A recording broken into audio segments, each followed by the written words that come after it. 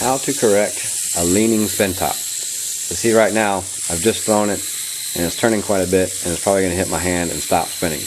But all you have to learn is how to move your hand with the rotation of the top or the precession of the top, and it will straighten up.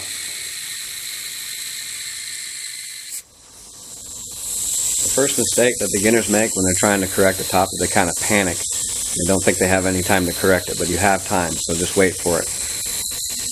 What I do is I wait for the tip to be pointing the same way as my thumb, right there, and sort of the opposite of that, and that helps correct it.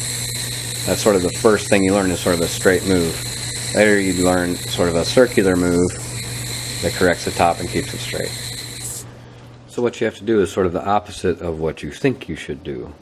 If you're balancing a stick in your hand or something like that, if it was leaning this way, you would move your hand underneath it to correct it. Well, now we do the opposite. If it's leaning this way, we drag it that way to pull it against its gyroscopic stability, and it will correct itself. So you wait for the tip to be pointed the same way as your thumb, right there.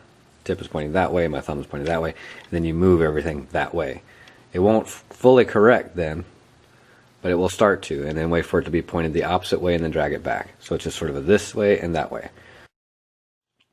So a great way to learn how to balance the top in your hand is to use the ripcord thing so that you can get it spinning faster, quickly, without having to worry about if you don't know your boomerang yet or it's hard to wind. Just getting to learn how to balance that in your hand quicker. Use the ripcord thing. You stick the triangle in the triangle hole and then rip it. You scoop it and then you start to balance it. Now to scoop it, what you do is you only use your index finger. You pop it up into your hand with your index finger.